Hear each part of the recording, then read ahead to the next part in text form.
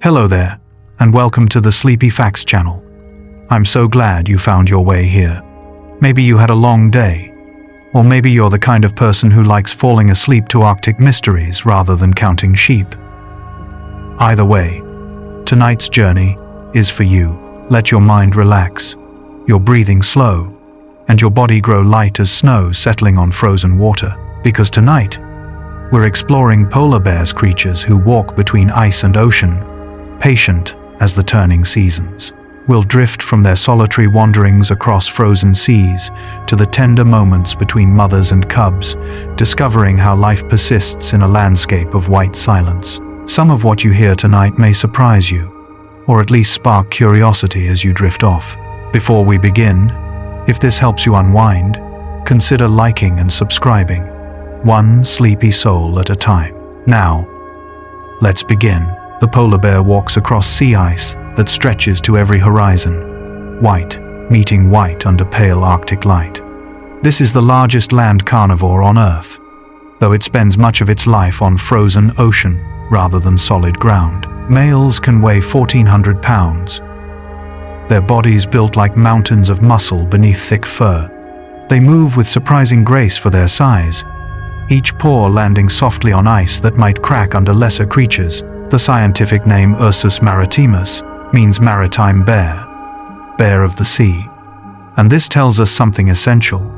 They belong to the boundary between solid and liquid, between land and water, walking paths that shift with every tide and temperature. This leads to something even more remarkable about their fur. Each hair is hollow, a transparent tube that reflects light and appears white against the snow. Beneath this coat of 10,000 hollow strands lies black skin, dark as midnight, absorbing every photon of precious Arctic sunlight.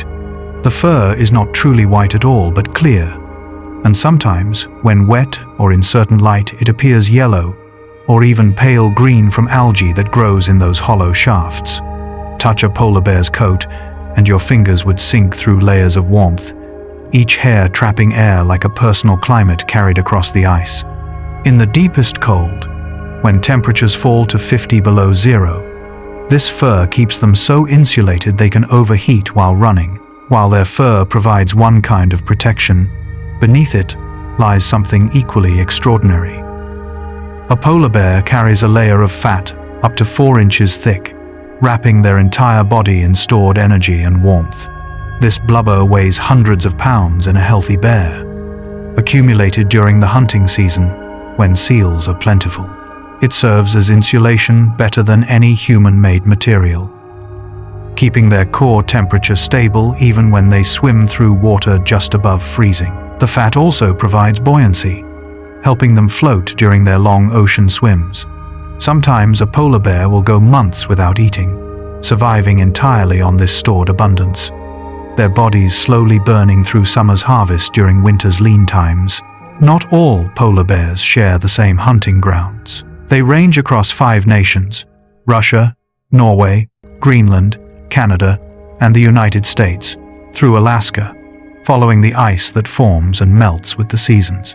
19 distinct populations have been identified, each adapted to slightly different conditions of ice and prey. Some bears stay relatively close to shore, while others venture hundreds of miles from land, trusting the frozen ocean to hold them.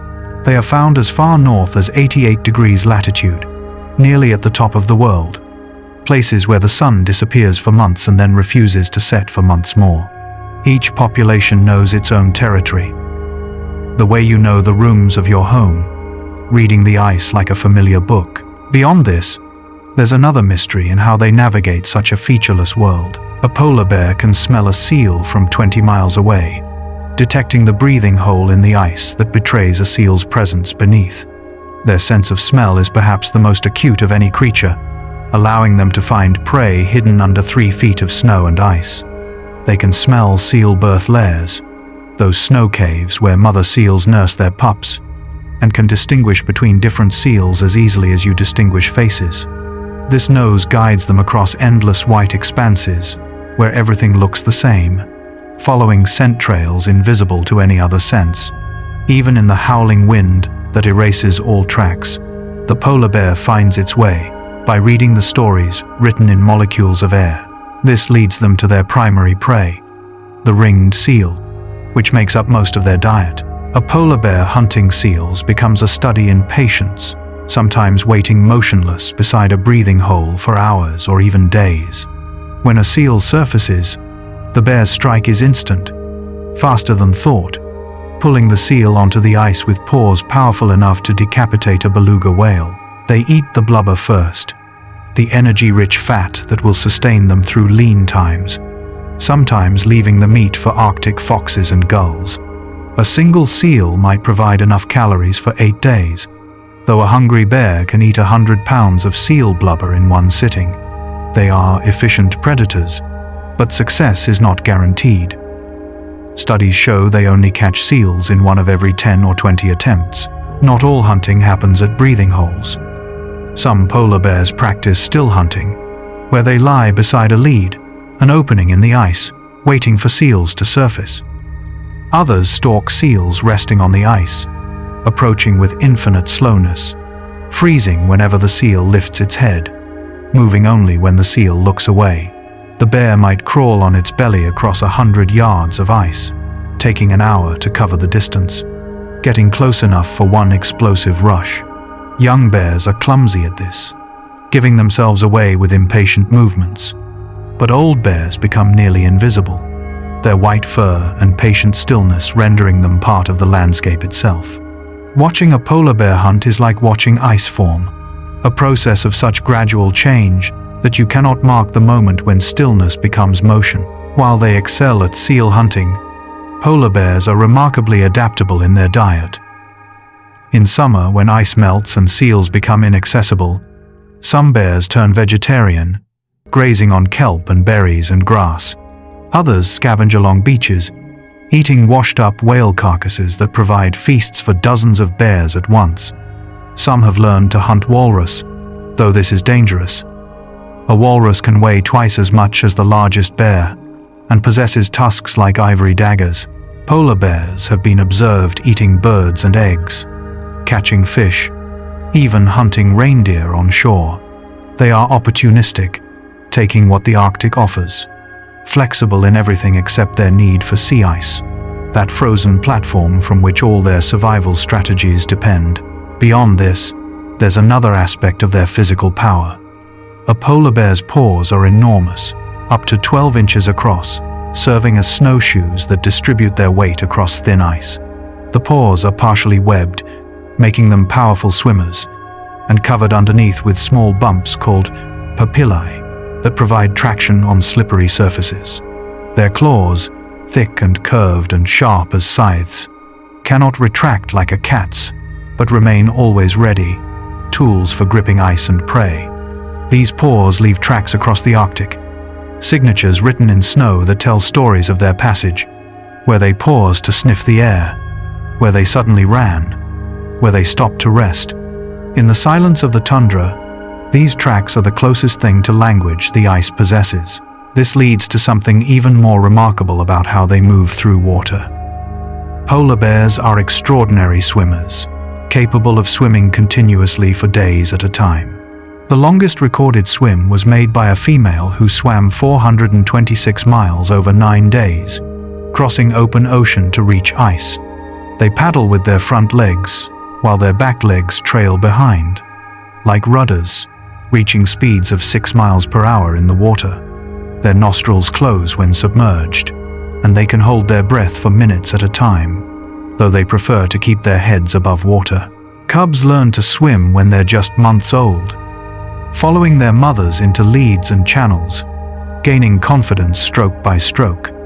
In recent years, as climate changes and ice retreats, these swims have become longer and more dangerous, pushing the bears to the limits of their considerable endurance. Not all swimming is for hunting. Sometimes polar bears swim simply to travel between ice flows, choosing the most direct route rather than walking around open water. Other times they dive to escape danger or to investigate something beneath the surface. Young bears sometimes swim for play, splashing and diving in the brief Arctic summer, seeming to enjoy the water for its own sake. After swimming, a bear shakes like an enormous dog, sending water flying in all directions, then might roll in snow to dry their fur and restore its insulating properties. Watching a polar bear swim is to see power made liquid, muscles rippling beneath fur. A creature perfectly at ease in an environment that would kill a human in minutes, while they spend much time in and near water. Polar bears also cover vast distances on ice and land. Males can have home ranges of 50,000 square miles or more, areas larger than many countries, which they traverse in their endless search for food and mates. They walk with a rolling gait, their enormous paws moving in a rhythm older than human memory, covering 20 miles in a day without apparent effort. Their walking speed is steady at about 3 miles per hour, but when motivated they can run up to 25 miles per hour in short bursts, faster than any human. Despite their size and strength, they tire quickly when running and prefer to conserve energy, moving at that steady walking pace that can continue for hours, for days, following some internal compass across a landscape of subtle variations in white. This leads them into contact with other Arctic creatures. Polar bears and Arctic foxes have a relationship built on patience and opportunism. Foxes follow bears at a respectful distance, waiting to scavenge whatever the bear leaves behind.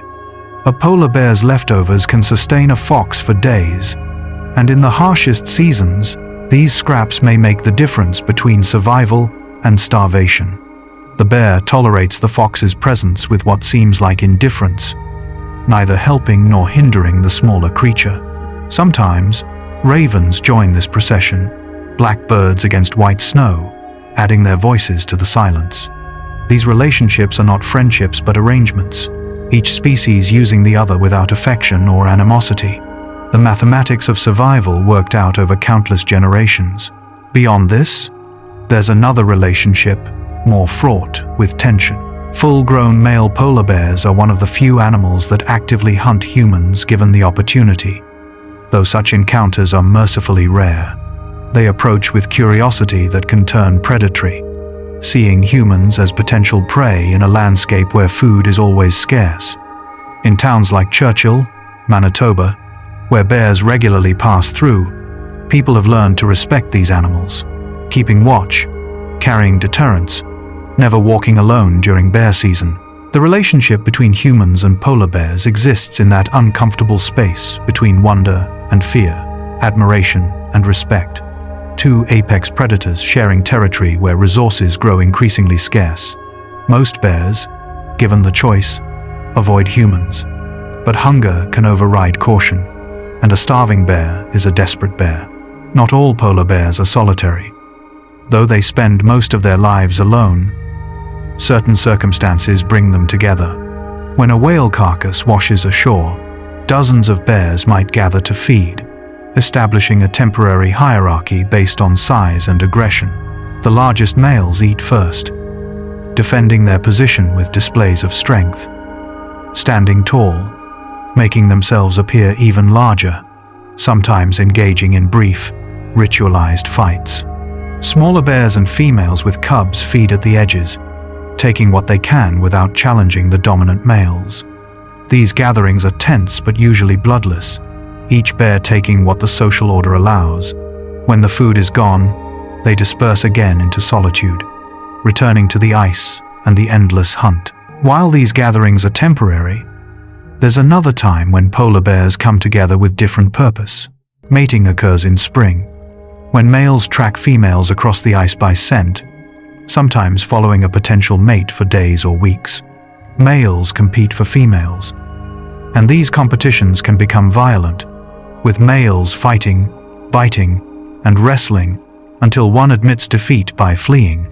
The winner stays with the female for days or even weeks, ensuring that he is the father of her cubs. These breeding pairs show something almost tender, the male's aggression transforming into something gentler, though the relationship ends after mating. By summer, male and female go their separate ways, and he will never meet his offspring, never know the cubs that carry his genes into the future. This leads to one of the most remarkable behaviors in the natural world.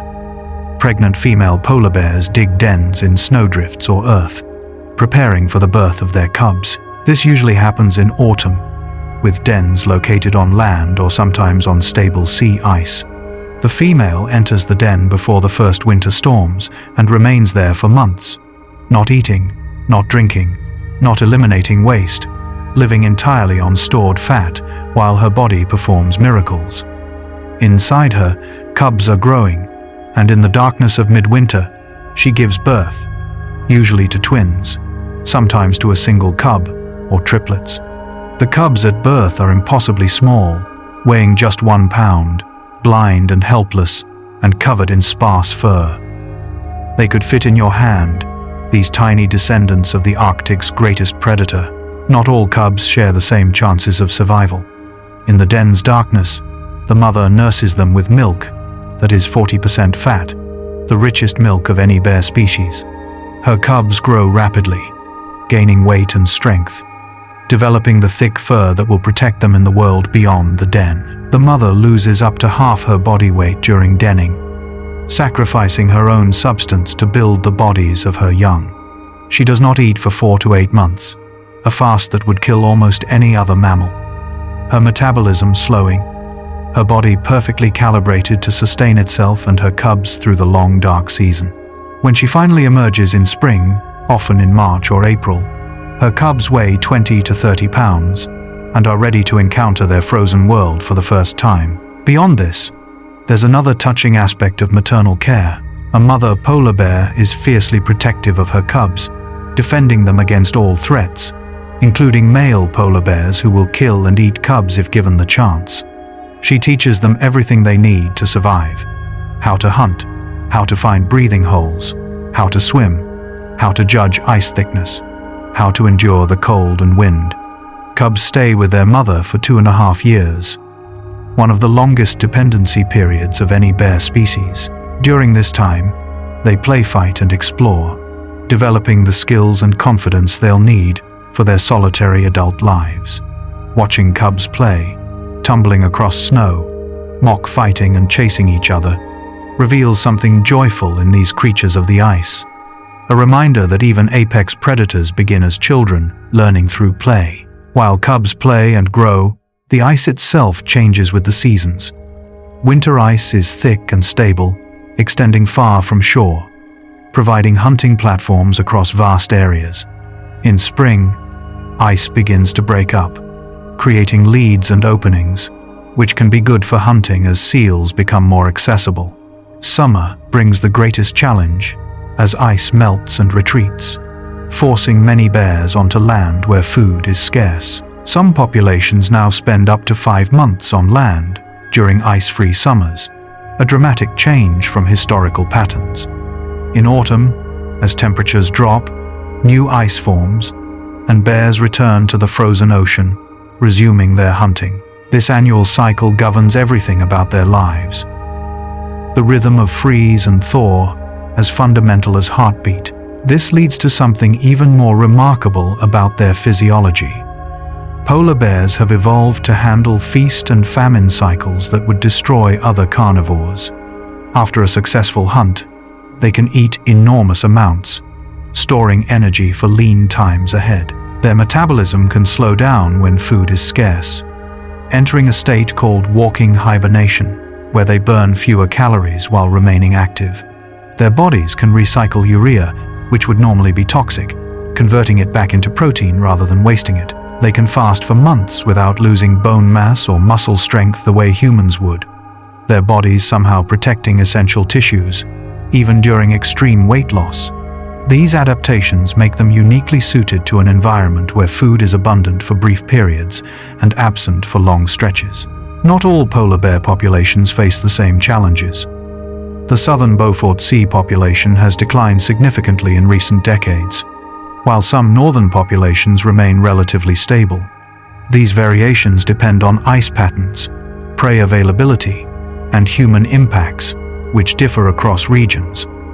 Some bears now supplement their diets with human food and garbage, raiding dumps and threatening towns, a behavior that usually ends badly for the bear.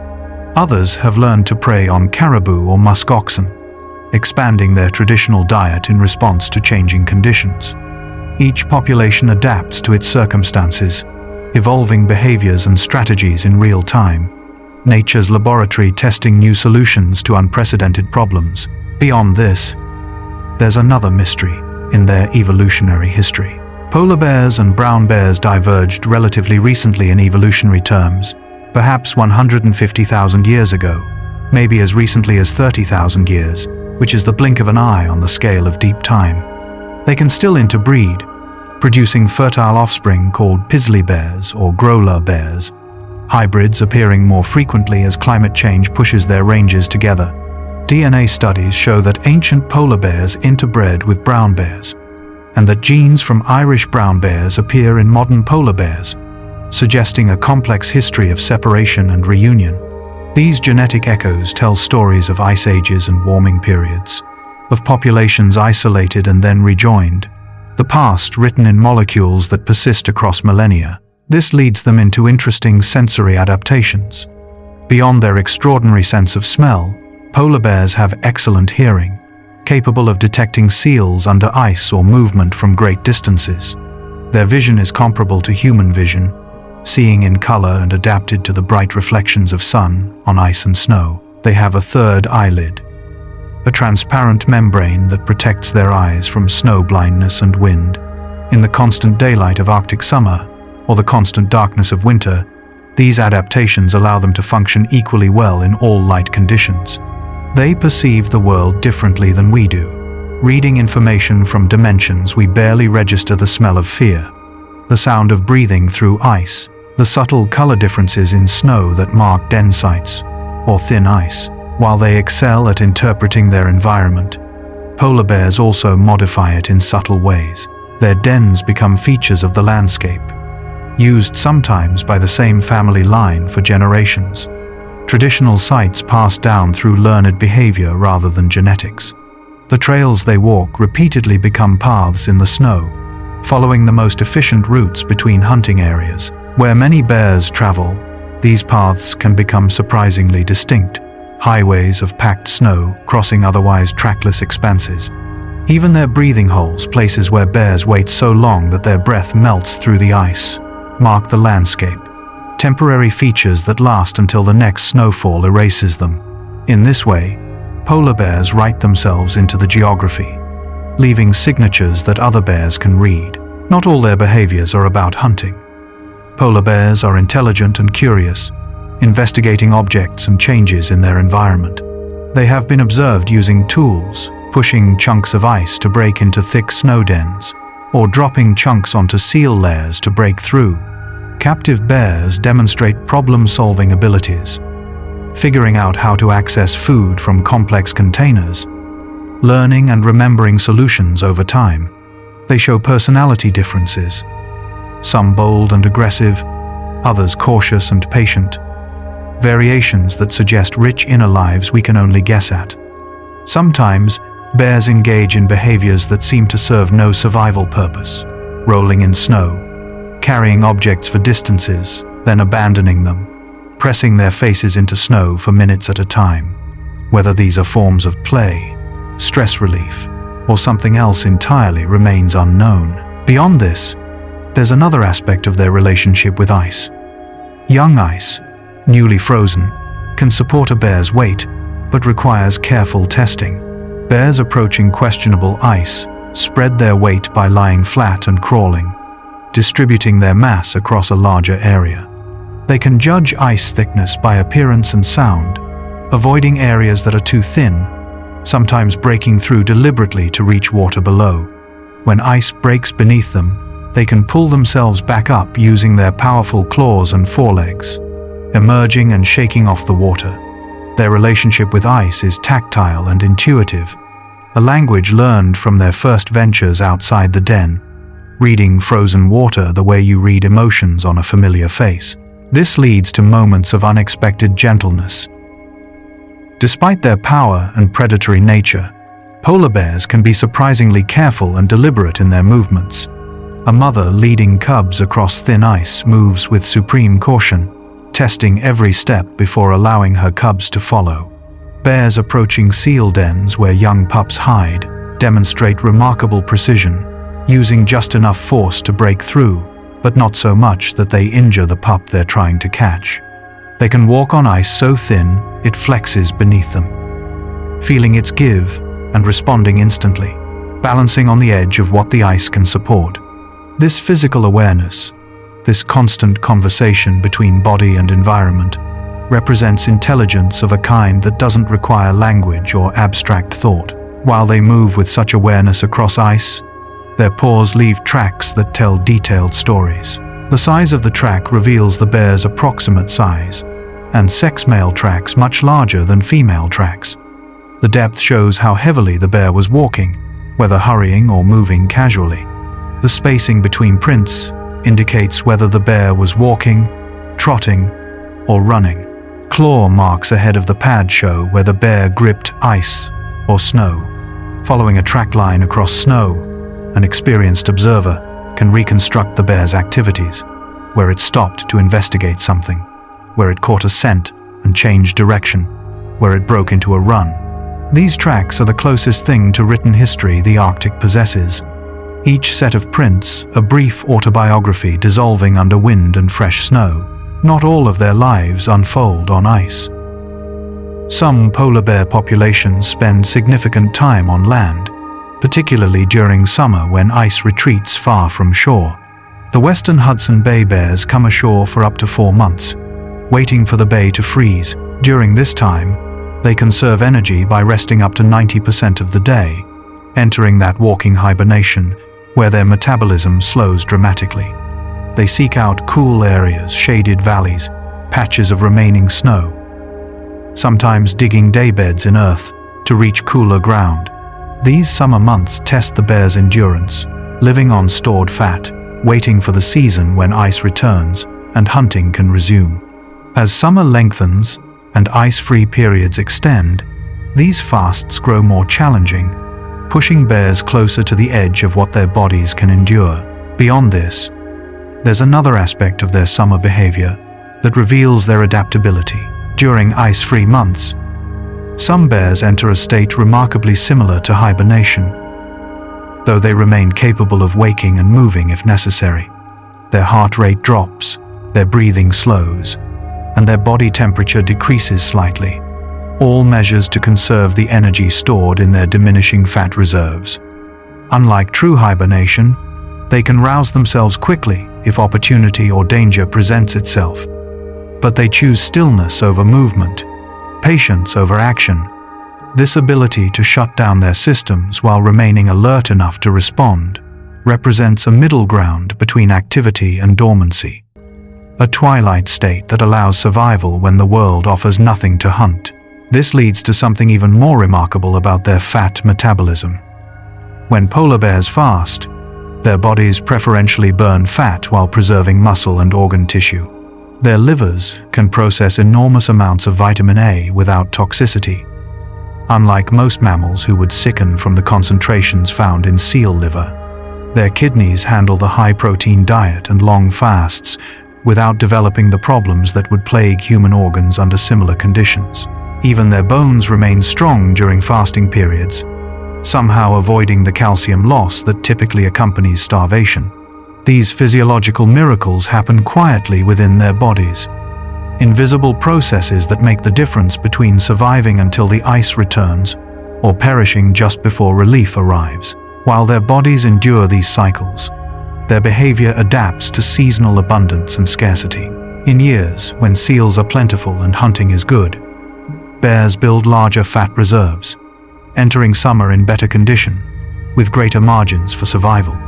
In lean years, when ice breaks up early or forms late, bears enter fasting periods already depleted, and the consequences cascade through the population. Females in poor condition may not breed successfully, or may produce smaller litters, or may lose their cubs before they reach weaning age.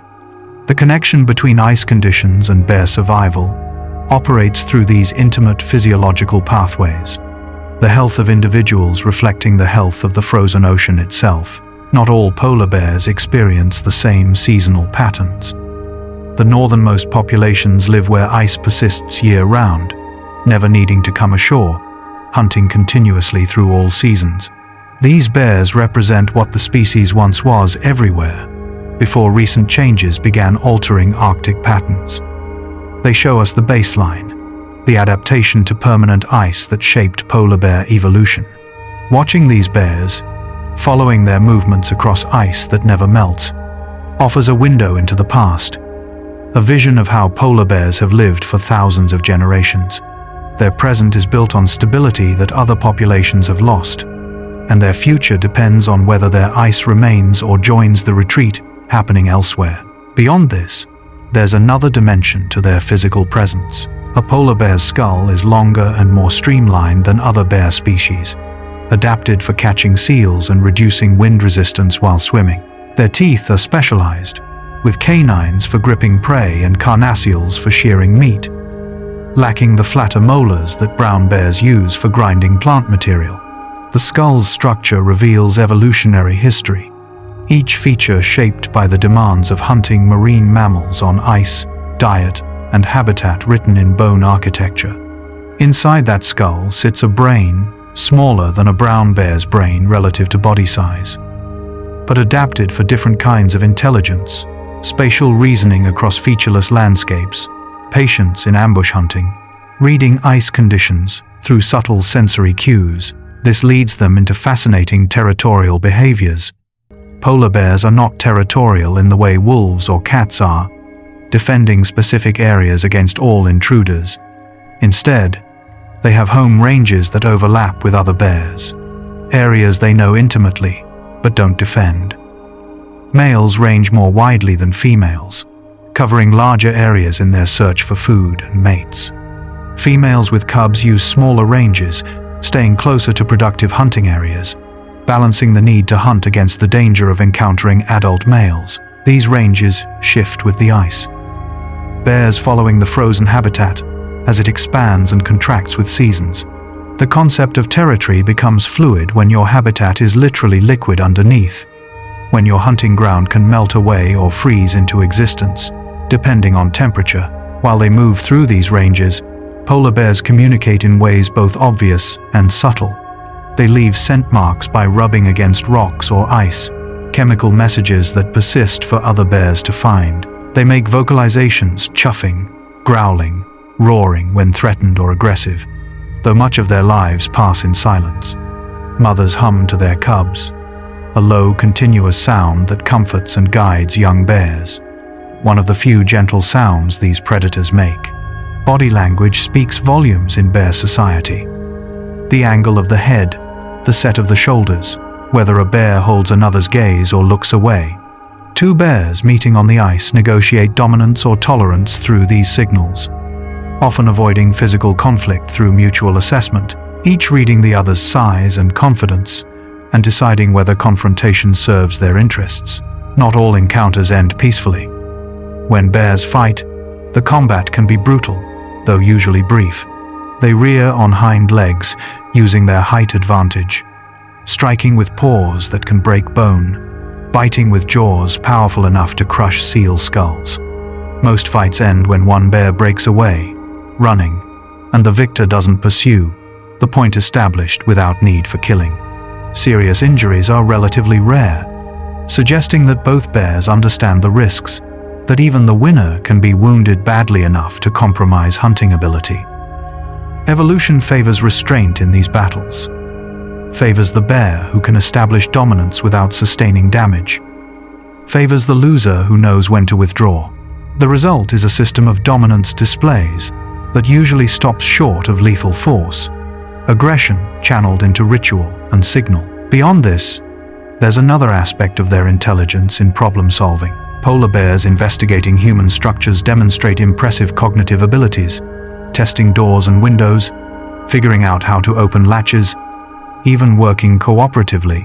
When multiple bears investigate the same structure, they learn from experience, remembering successful techniques and locations where they found food before.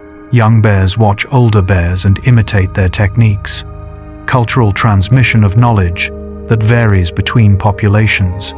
Some groups of bears have learned behaviors that other groups don't show, regional differences that suggest simple cultures, tradition passed from bear to bear through observation and imitation rather than genetics. This leads to seasonal changes in their activity pattern. During the bright, constant daylight of Arctic summer, bears become less active, resting during the warmest parts of the day, more active during the coolest periods, which are barely cooler at all.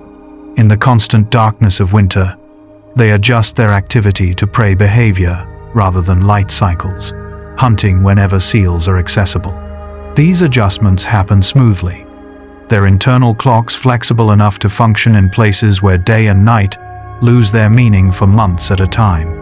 Imagine living where the sun circles the horizon without setting for weeks, then vanishes for weeks of twilight and darkness, time measured not by daylight, but by temperature and ice conditions and the internal pull of hunger. While they adapt to these light extremes, their eyes show interesting responses. In bright conditions, their pupils contract to pinpoints, protecting sensitive retinas from the glare of sun on snow and ice. In darkness, pupils expand fully, gathering every photon, seeing by starlight and moon and the aurora's green shimmer. They lack the reflective layer behind the retina that makes many predators' eyes glow in flashlight beams, but they see well in low light nonetheless. Tracking movement across snow under stars, their vision is built for the specific challenges of their environment, reading the subtle color variations that distinguish thin ice from thick, old ice from new, the slight shadow that marks a breathing hole against uniform whiteness. Not all of what they see relates to hunting. Polar bears notice changes in their environment, investigating anything unusual, a trait that serves them well in a landscape that changes constantly. They observe birds, watching flight patterns that might indicate food sources or open water. They notice weather patterns, seeking shelter before severe storms, somehow reading approaching changes in ways we don't fully understand. Their awareness extends to distant features, landmarks recognized from miles away, mountains or ice formations that help them navigate. This observational intelligence, this constant monitoring of environment, represents a different kind of cognition than abstract reasoning. But intelligence, nonetheless, awareness perfectly calibrated to the information that matters for survival on ice. Beyond this, there's another remarkable feature of their digestive system. Polar bears can digest fat with extraordinary efficiency, extracting maximum energy from the seal blubber that forms their primary food. Their stomachs are enormous, capable of holding over 20% of their body weight in a single feeding, allowing them to gorge when food is available.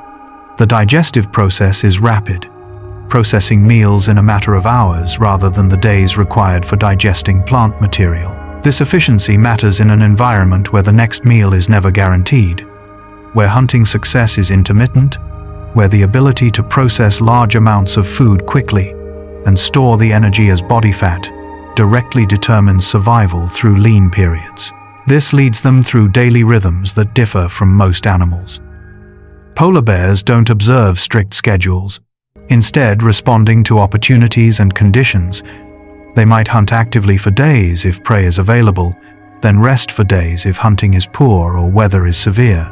Their sleep is intermittent, napping for hours at a time rather than sleeping through nights. Since their environment doesn't have conventional nights for much of the year, they can remain alert during storms that would drive most creatures to shelter, seemingly unbothered by winds and cold that represent extremes of terrestrial climate. Their flexibility in activity patterns reflects the unpredictable nature of ice and prey, adaptation to an environment that rewards opportunism over routine. While they live these flexible schedules, polar bears also show remarkable patience.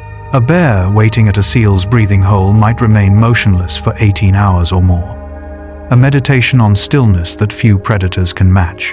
This patience is active rather than passive, the bear remaining alert, ready to explode into action when the opportunity appears, but conserving energy in the meantime. They understand timing in profound ways, judging when to wait and when to move, when to invest energy in pursuit and when to conserve it for another opportunity.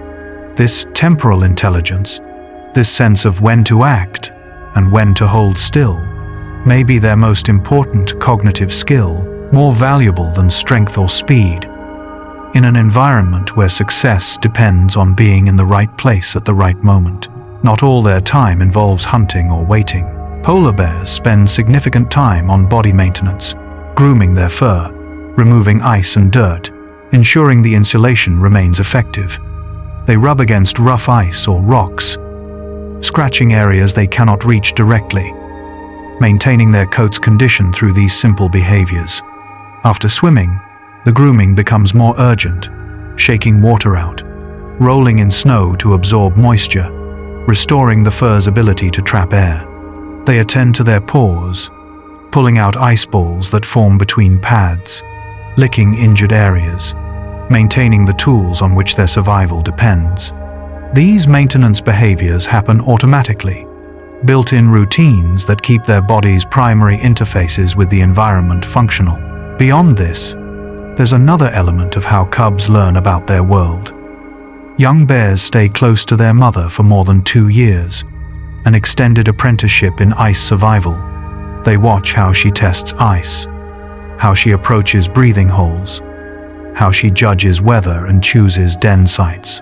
Cubs that lose their mothers before learning these lessons rarely survive to adulthood, demonstrating that polar bear survival depends on transmitted knowledge, not just genetic programming. The mother's lessons are practical and specific. This ice is safe. That ice is dangerous. Seals appear here at this season, rest in these areas during storms. Cubs absorb this information through constant observation, their survival dependent on their mother's experience and her willingness to let them follow and learn. This leads to touching scenes of maternal care. Mothers nurse their cubs frequently during the first months, providing warmth and nutrition and comfort. As cubs grow, she shares her kills with them, allowing them to eat before she does, sacrificing her own nutrition to build their strength. When traveling across ice, she moves at their pace, pausing when they tire, waiting when they investigate something interesting. She protects them from all threats, even other polar bears, even males many times her size. Her fierce defense, driven by instincts older than ice itself. Watching a mother lead cubs across sea ice, her attention divided between hunting and caregiving, reveals the delicate balance between feeding herself and nurturing the next generation. While mothers nurture cubs, the cubs themselves engage in constant play. They wrestle with each other, practicing the moves they'll later use in hunting and defense. They chase their mother, mock charging, learning to coordinate their movements across snow and ice. They investigate everything, sniffing plants, pawing at ice formations, tasting snow, building their understanding of their world through direct experience. This play serves serious purposes, developing muscles and reflexes and judgment, but it also seems joyful. Cubs tumbling and sliding with what looks remarkably like laughter in their movements. These moments of joy, if we can call it that, remind us that even serious adaptation can include space for lightness, that survival and play are not opposites but partners in development. Not all cubs survive to independence. Starvation is the primary killer, claiming cubs when mothers cannot find enough food to produce milk and maintain themselves. Male polar bears kill cubs when they encounter them, sometimes eating them, other times simply killing them to bring the female back into breeding condition sooner. Cubs can fall through thin ice, become separated from mothers in storms, succumb to disease or injury, or cold. Survival rates vary by population and conditions, but roughly half of cubs don't reach their second birthday. The mother's grief, if she experiences such an emotion, is invisible to us, but she will often search for lost cubs, calling for days, before finally abandoning the search and moving on. Nature is neither cruel nor kind but indifferent, and the Arctic is indifferent to an extreme degree. Beyond this, there's another dimension to understanding their lifespan and aging. Wild polar bears can live 25 to 30 years, though most don't achieve such ages. Older bears show their years in worn teeth, scarred hides, a certain slowness in movement. An old bear's hunting success declines as reflexes slow and injuries accumulate, leading eventually to a season when the bear can no longer catch enough food to survive. Death from starvation is the common end for polar bears, a gradual fading as fat reserves diminish past the point of recovery. They die somewhere on the ice or shore, their bodies becoming food for foxes and birds, and eventually bacteria. Their substance recycled into the Arctic ecosystem. Nothing wasted in a place where everything is scarce. This leads to questions about their population and conservation status.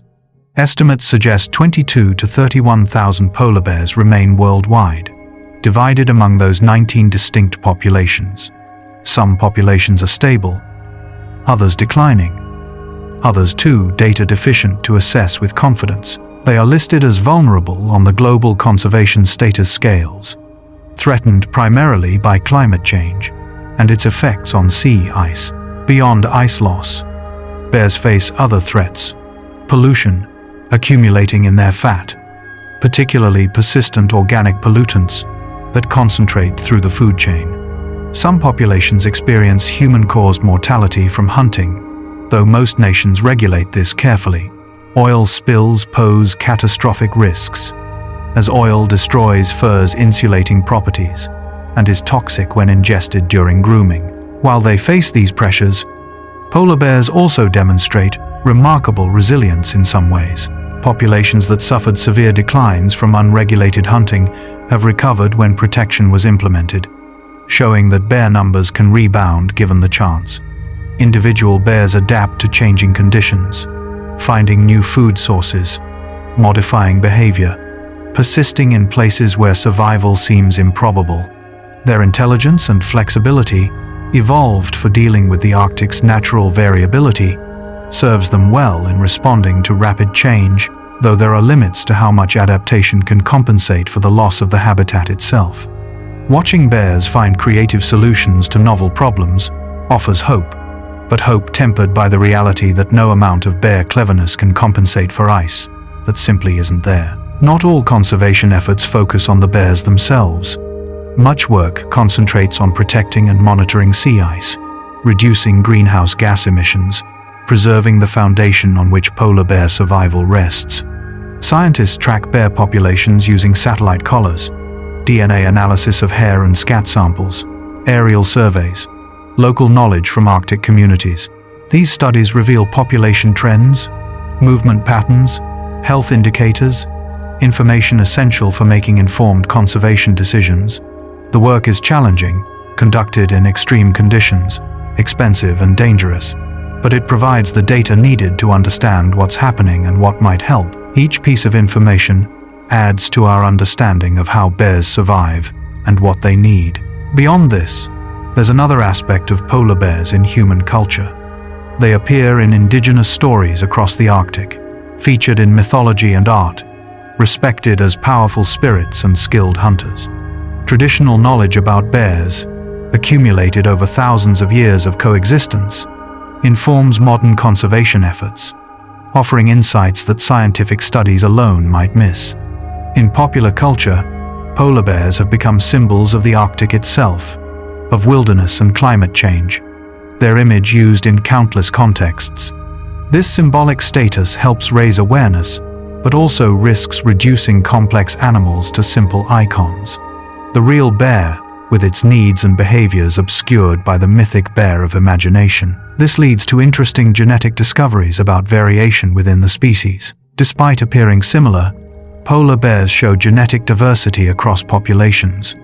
Subtle differences accumulated through thousands of years of relative isolation. Some populations show genes adapted to slightly different diets or ice conditions, natural selection operating even within a single species. The interbreeding with brown bears mentioned earlier has left genetic traces, some genes proving adaptive and spreading through polar bear populations.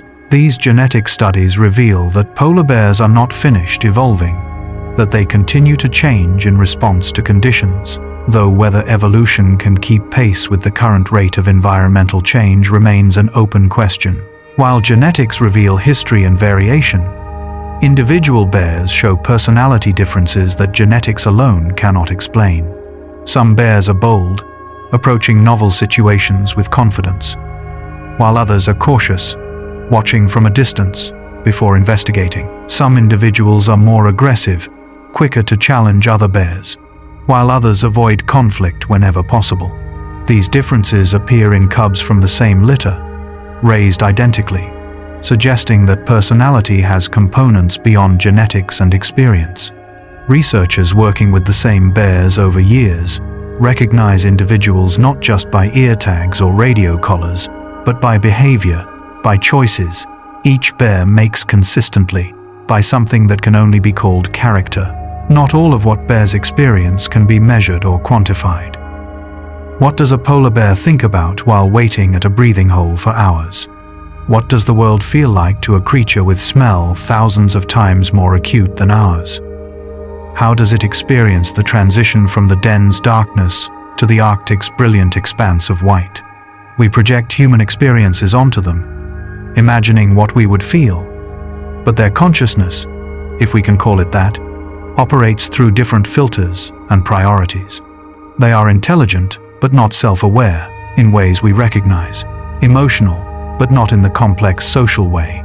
Humans are emotional, aware, but not contemplative. They exist in the eternal present, responding to stimulus and need without the burden of future worry or past regret that characterizes human thought. Beyond this, there's another fascinating aspect of their relationship with other species. Polar bears occasionally prey on walrus, a dangerous endeavor given the walrus's size and tusks. They have been observed hunting beluga whales trapped in small openings in the ice. Using their strength to pull whales from the water, they scavenge from whale carcasses alongside other scavengers, creating temporary communities around these massive food sources. They largely ignore caribou and muskoxen unless desperate, preferring seal fat to terrestrial prey's lean meat. These dietary choices reflect energy calculations. Seal blubber provides more calories per effort than other food sources, making specialized seal hunting more efficient than generalist predation, despite limiting their diet. This leads them into seasonal migration patterns in some populations. Hudson Bay bears travel hundreds of miles from summer refuge areas back to the ice in winter, following traditional routes that pass through specific locations year after year. Western Alaska bears move between seasonal ice zones, tracking the formation and breakup of ice. These migrations are not genetically programmed rigid routes but learned pathways, with bears showing flexibility and adapting to conditions. Young bears traveling with mothers learn these routes. The knowledge transmitted culturally, maps written not on paper, but in memory and motion. Each generation teaching the next where to go and when. While they travel these routes, polar bears create temporary connections between ecosystems. They carry nutrients from marine environments onto land when they come ashore. Their waste, and eventually their bodies transferring ocean-derived nitrogen and carbon to terrestrial systems. When they leave, kills partially eaten, they subsidize other species, foxes, ravens, gulls, even smaller predators, redistributing energy through the food web. In this way, polar bears function as connectors, moving energy and nutrients between habitats, their role extending beyond their immediate predation to shape entire ecosystem dynamics in subtle ways. Not all their movements are seasonal migrations. Some polar bears remain in relatively small areas year-round if conditions allow, showing high site fidelity when hunting remains good. Others wander opportunistically, following whatever hunting opportunity appears, lacking fixed territories or predictable patterns. These differences sometimes reflect population-level strategies, sometimes individual variation, the species showing behavioral diversity that helps it occupy varying Arctic conditions. This flexibility, some individuals, specialists, others generalists, some predictable, others opportunistic, provides population-level resilience. Different strategies succeeding under different conditions, no single approach, always optimal. Beyond this, there's another element of their sensory world worth contemplating. Walking across sea ice, a polar bear experiences the world as a landscape of smells layered over visual terrain.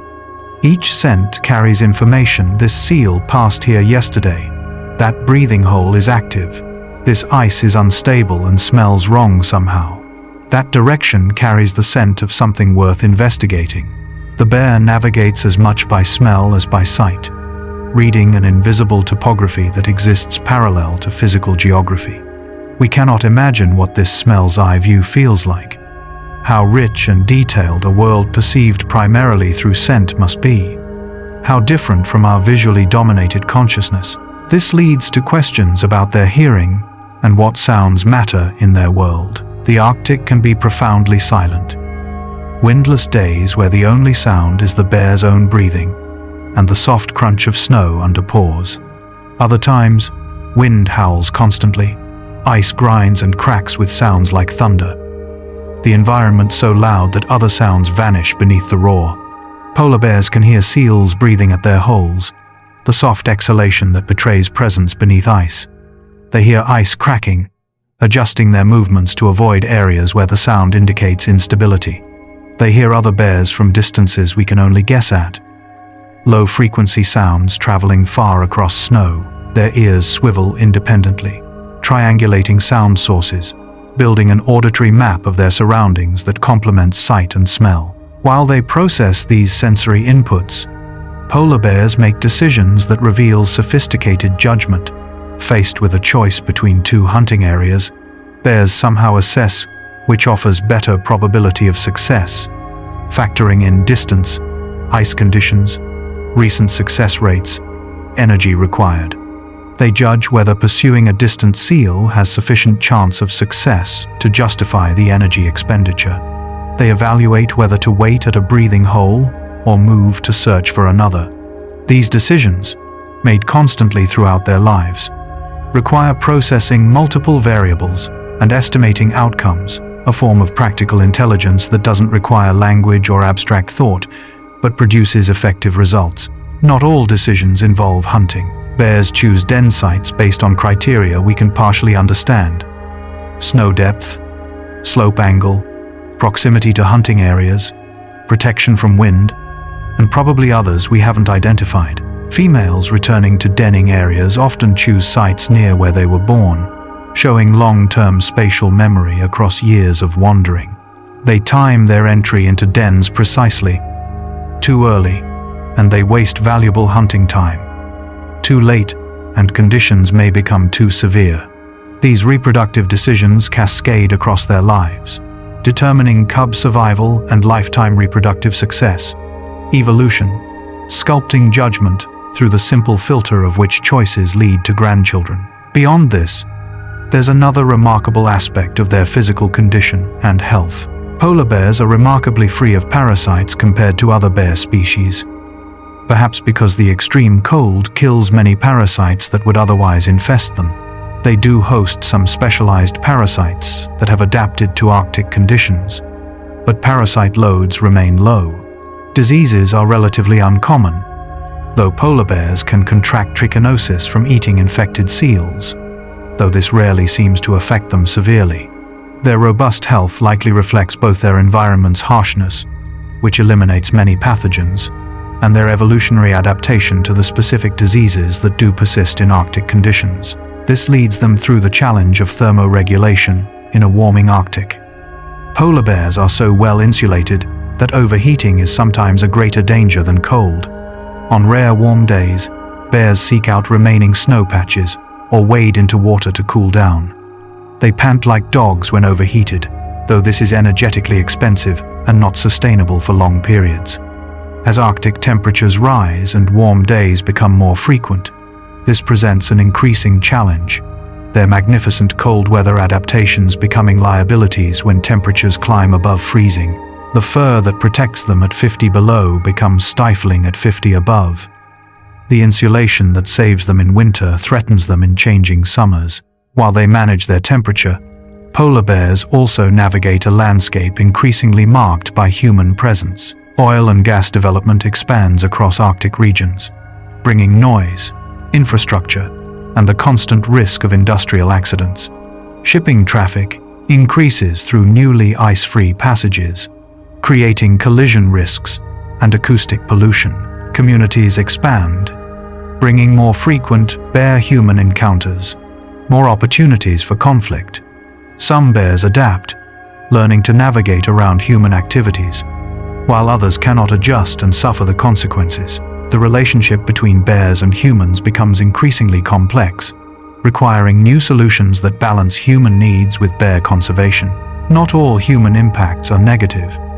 Conservation efforts have succeeded in some areas, establishing protected zones where bears can hunt and den without disturbance. Hunting quotas, when properly managed based on population data, can be sustainable, particularly when conducted by indigenous communities for whom polar bear hunting represents cultural continuity. Research programs tag and track bears, building the data foundation needed for effective conservation. Environmental education helps people understand why Arctic ice matters, not just for bears but for global climate systems. These efforts represent recognition that preserving polar bears requires preserving the entire Arctic ecosystem, a holistic approach to conservation. Beyond this, there's another dimension to their role in Arctic ecology. As apex predators, polar bears influence prey populations and behaviors. Seals must remain vigilant, balancing the need to breathe with the risk that a bear waits above their breathing hole. This predator pressure shapes seal behavior and potentially population dynamics, though the relationships are complex and not fully understood. Where bears hunt intensively, they may suppress seal numbers locally, creating patterns in prey distribution. These top-down effects ripple through food webs in ways both obvious and subtle, the bear's presence structuring the ecosystem around them. This leads to fascinating observations of bears interacting with their environment in unexpected ways. Bears sometimes play with objects they find, carrying pieces of ice or wood for distances before abandoning them. They investigate human artifacts left on ice, turning them over, testing them with paws and jaws, showing curiosity that serves no obvious survival function. Young bears slide down snow slopes repeatedly, appearing to do it for enjoyment rather than necessity. These behaviors challenge our assumptions about simple stimulus-response animal consciousness, hinting at some form of enjoyment or curiosity that transcends immediate survival needs. While they show these hints of inner life, polar bears remain fundamentally wild and unpredictable. Even long-studied individuals, seemingly comfortable with researcher presence, can become suddenly aggressive. They follow their own motivations, respond to internal drives we cannot perceive, make decisions based on sensory information we cannot access. This wildness is essential to what they are, the quality that makes them magnificent and dangerous, and ultimately unknowable. We can observe their behavior, measure their physiology, track their movements, but the subjective experience of being a polar bear remains forever beyond our reach, a mystery we can approach but never fully solve. Not all mysteries involve consciousness or experience. Basic questions about polar bear biology remain unanswered. How exactly do they navigate across featureless ice? What cues do they use to predict weather changes? How do females know when to den and when to emerge? How do cubs imprinted on one ice regime adapt when conditions change dramatically? Research continues, each study answering some questions while revealing new ones. Science advancing through patient accumulation of observations and data. Each bear tracked adds to our knowledge. Each den monitored reveals patterns. Each population studied illuminates the species' complexity. Beyond this, there's another aspect of how climate change affects them beyond ice loss. Changes in precipitation patterns can affect denning, too much rain flooding dens or creating ice layers that collapse. Changes in temperature can affect seal populations, the bear's primary prey, through complex pathways involving fish and plankton and ocean productivity. Changes in ice timing when it forms, when it breaks up, increasingly misalign with the seal's breeding season, creating temporal mismatches between predator and prey.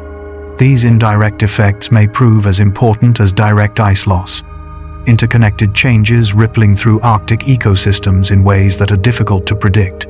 This leads them into an uncertain future, Models project significant sea ice loss throughout this century, with some suggesting ice-free Arctic summers within decades. Whether polar bears can survive such changes remains unclear. Some scientists are cautiously optimistic, pointing to the bears' adaptability and evidence that some populations survived previous warm periods. Others are pessimistic, noting that the rate of current change is unprecedented in recent evolutionary history, too rapid for adaptation.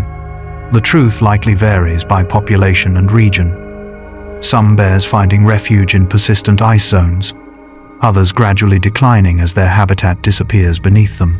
While scientists debate futures, bears continue living in their present. A female leads her cubs across brilliant spring ice under a pale sun that barely sets. A male tears into a freshly caught seal, gorging on fat that will sustain him through the lean weeks ahead. A bear lies beside a breathing hole, perfectly still, waiting with patience refined across hundreds of thousands of years. They do not know they have become symbols, do not understand the changes reshaping their world, do not contemplate futures beyond the next meal, the next season. They simply live, doing what polar bears have always done, persisting in the ways their evolution has prepared them to persist. Not all of what humans feel about polar bears is rational or based on science. They stir something in us, these great white bears of the north, representing wildness and purity and the last frontiers. Children who will never see Arctic ice know what polar bears look like, recognize them instantly, feel some connection to creatures living lives entirely unlike human experience. This emotional connection matters for conservation, translating abstract concerns about climate into something tangible and charismatic.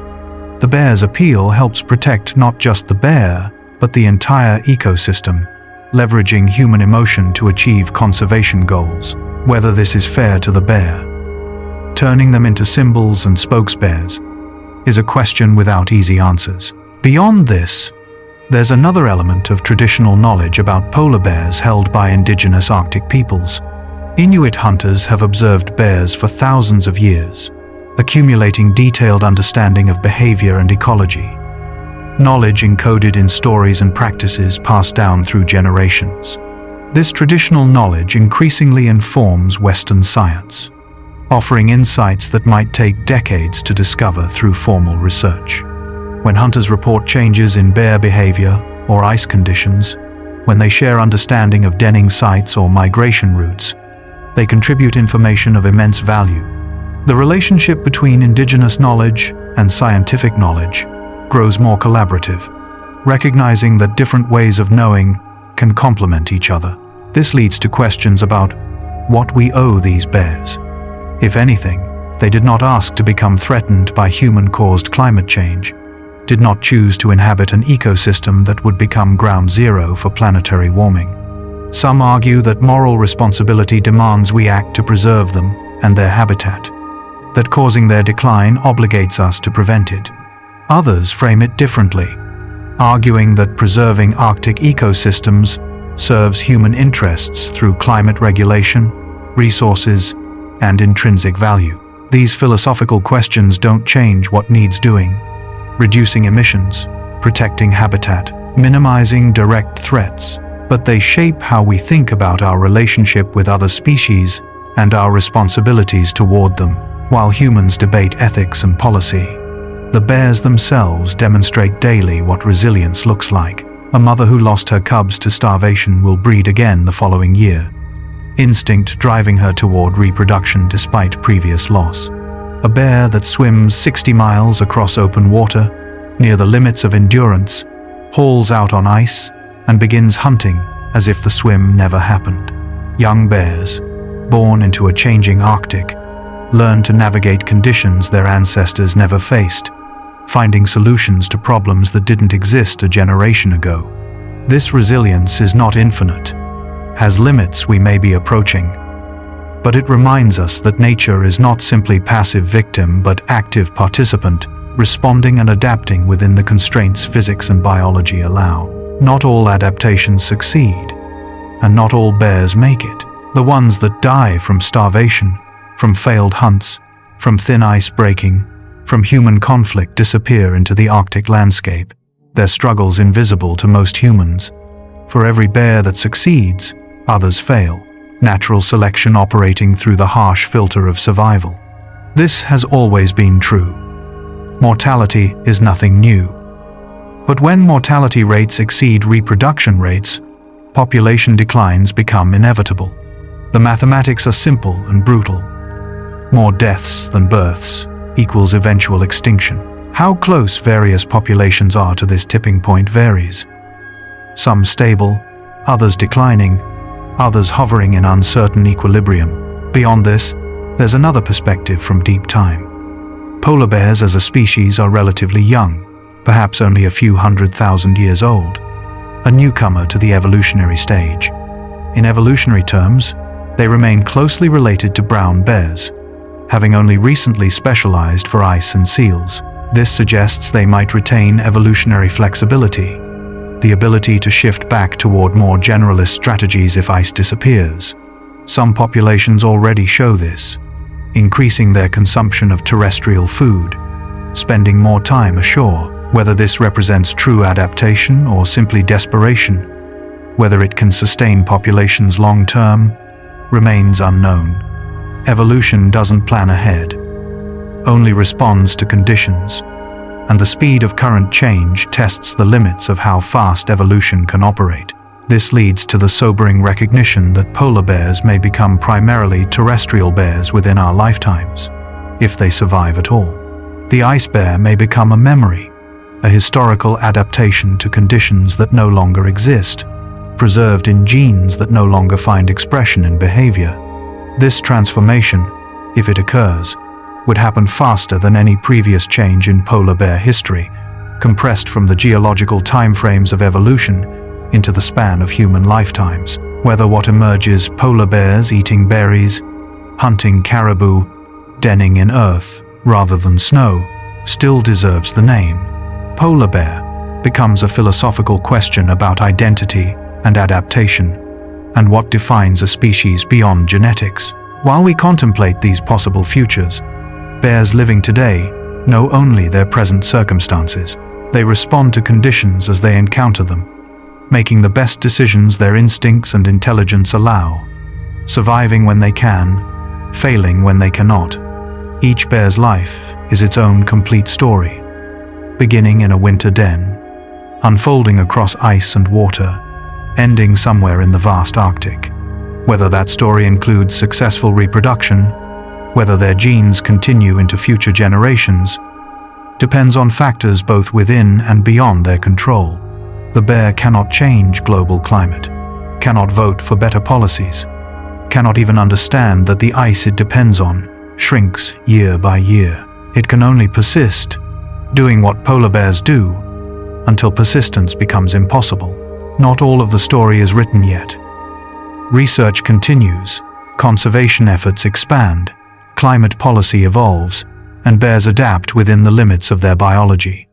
In the time it takes you to drift off to sleep tonight, polar bears are walking across ice, hunting seals, nursing cubs, waiting beside breathing holes, living their ancient patterns in a rapidly changing world. They do not know they have become symbols or that millions of humans worry about their future. They know only ice and seal and hunger and the imperative to survive another season.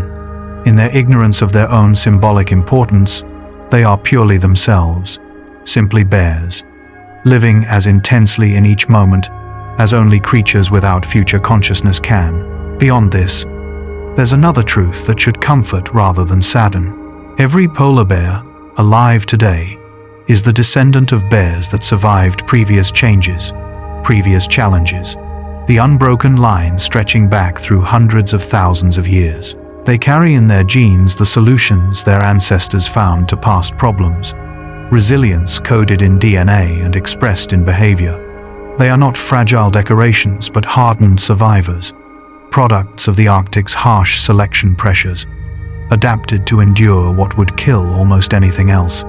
This evolutionary heritage doesn't guarantee survival in current conditions, but it means they enter this challenge already equipped with flexibility and toughness that would be remarkable in any creature. This leads to one more image to carry into sleep. Somewhere far north of where you lie now, a polar bear walks slowly across sea ice under the aurora's shimmering curtains. The bear's breath creates small clouds that hang in the still air before dissipating. Its paws leave tracks that will last until tomorrow's wind or snow erases them. It is thinking of nothing, or thinking of seals, or thinking in some way we cannot translate into human concepts. It is simply being a polar bear, which is enough, which has always been enough, which will continue to be enough, for as long as the ice holds and the seals swim, and the Arctic turns through its seasons. Not all stories end. And this story continues even as your consciousness drifts towards sleep. The bear keeps walking. The ice keeps freezing and melting. The planet keeps turning. You are part of this, sharing this world with polar bears and seals and countless other forms of life. All of us, temporary expressions of patterns that long preceded us and will continue after we're gone. In the morning, the sun will rise, wherever you are, and somewhere in the Arctic, it will shine on ice and bear, and the endless patient ocean. That continuity, that persistence of pattern, even as individual expressions come and go, is the deepest comfort the natural world offers. While you rest tonight in your comfortable space, so different from the bear's environment of ice and cold, you are both alive in the same moment, sharing the same planet, breathing the same atmosphere, held by the same gravity. The distances between you are vast, the differences profound, and yet you are connected by chains of consequence, by shared chemistry, by the simple fact of existing together in time. The polar bear does not know you exist, will never know, but you know the polar bear exists, and that knowledge creates a relationship, a responsibility, a connection across space and species. Beyond all facts and information, beyond conservation status and population estimates, beyond even the question of whether polar bears will survive the changes we've set in motion, there remains something irreducible about these creatures. They exist, magnificent and indifferent, perfect expressions of adaptation to extremes, living testaments to evolution's creativity in solving the problem of survival. Whether you ever see a polar bear in the wild or only in images, whether they persist for centuries or decades, whether their story has a happy ending or a tragic one, they will have been real, will have walked the ice, will have hunted and raised cubs, and endured in one of Earth's harshest environments. That reality cannot be erased, whatever the future brings. And now the polar bears fade behind your thoughts. We've drifted through 100 quiet truths about these ice bears, from their hollow-haired fur to their marathon swims, from the privacy of dens where tiny cubs are born to the vast ranges where massive males hunt across frozen oceans. You are connected to this world. You breathe air that has circled the planet, touched every continent, moved through Arctic skies above patient bears. The same physics governs your warmth and theirs. The same chemistry enables your life and theirs. The same planet holds you both. Tonight, as you rest, polar bears continue their ancient patterns, walking across ice, waiting at breathing holes, nursing cubs in dens, swimming between floes under stars that you too can see if you look up. And you are safe, warm, resting in a world full of wonder. A world that contains both you and polar bears, and 10 million other improbable forms. If you're still awake, go ahead and watch the next chapter. Sleep well and dream softly. Good night.